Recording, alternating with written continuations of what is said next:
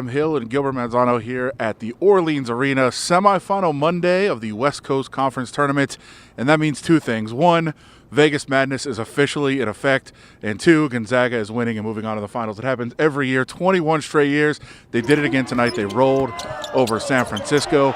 Going to be a crazy week of basketball. It all started tonight, Gilbert. A fun night of basketball here with two good semifinals. What I noticed from Gonzaga, they have so many players that could score, at least 10 points per game for them. I noticed that Killian Tilly had a stroke going. He was a big bench player last year for the national title run.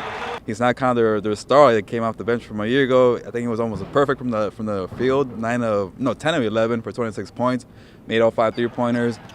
And then you got BYU. You got the two guys there with Elijah Bryant and Jolie Childs, who had a big game. So I'm kind of intrigued for this matchup for tomorrow. Childs, I think, is going to be one of the best players in the West Coast Conference. You know what he already is? He's going to be a star in the West Coast Conference the next couple of years. A very big performance for him tonight as BYU moved on. But as we said, Gonzaga, 21 straight years. They do it again tonight. They roll over San Francisco. And Mark Few, he's been here before. He's done this before, but he is still amazed that his team is able to keep doing this over and over again. And he's not just content 21 straight times, and they keep fighting every year, and he's proud of the way his team has done it. These guys do a masterful job throughout the whole year dealing with expectations.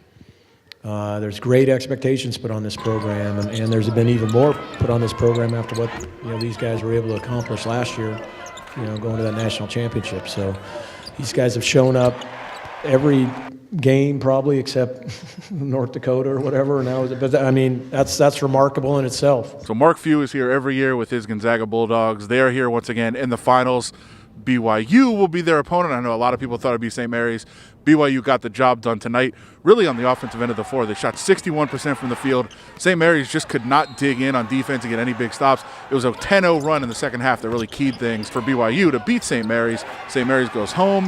BYU goes on. First time since 2015 they're in the finals. And, they played Gonzaga twice.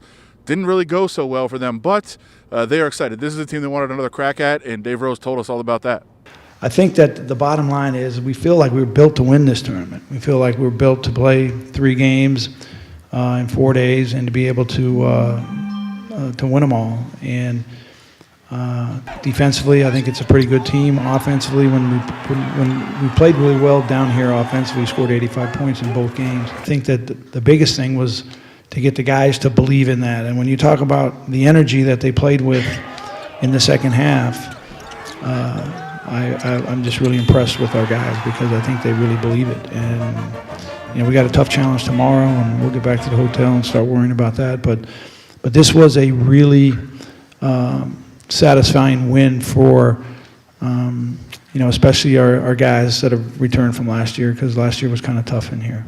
So BYU now has a chance to play their way into the NCAA tournament. That is what everybody wants to do on Sunday, but it's going to be a long week for teams like St. Mary's. They put together a good resume, but it's 6 days until Sunday. A lot can happen.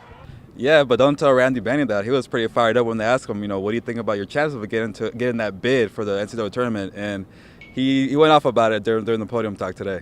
I have no vote in this, unfortunately. So we definitely – you win 20 – I think it was second winningest team in the country.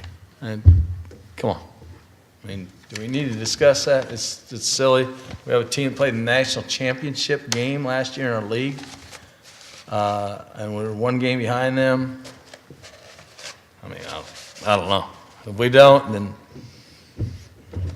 I don't know how you. There's no score. There's no way to tell the score. It's a moving target. So I don't know. What we can control is winning, and we've done that at a very, very high level. It's hard to win 28 games. It's hard to only lose 5 games. There's very few teams do that. It's just, I really don't even think should be a discussion, but people make a lot of money discussing it, so it will be discussed. Semifinals in the books. We have a final.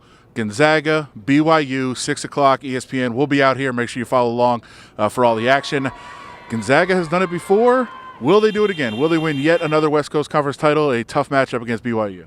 Yeah, it seems like they're heading that way for, I think, a 6th straight WCC title now. But seems like BYU, they have that momentum, though, especially with the two key players in Bryant and Child. So if those two guys get hot at the same time, who knows? They could have some trouble for the Bulldogs. But the thing about Gonzaga, they have, again, 4 to 5 guys that could get hot at any time. So it's kind of tough. They play in bunches. They're really fast. They know how to make shots. So we'll see. Gonzaga will certainly be a favorite in that one, but Childs is a future star if he's not already a current star. Tune in for no other reason to watch him and how he matches up with Gonzaga. That's 6 o'clock. Follow us. We'll be out here. Gilbert, Manzano, myself, Heidi Fang, all the staff. But we're all over town because it's Vegas Madness week. Hashtag Vegas Madness. Follow along over at Thomas and Mack. The women's tournament for the Mountain West kicked off today. UNLV not in action because they're the 2 seed. They had a bye. They will play Reno. UNR got a win in overtime over San Diego State. UNR actually took care of business against UNLV a couple weeks ago. So a big matchup for the Rebels, the 2 seed.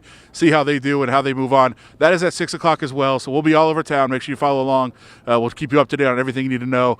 Vegas Madness all week. It just kicked off tonight, but we will be everywhere. Thomas and Mack, T-Mobile Arena, right here at the Orleans. And we'll let you know everything you need to know that's going on in Las Vegas in college basketball this week. And we'll talk to you guys every single night. I know you're fired up for that.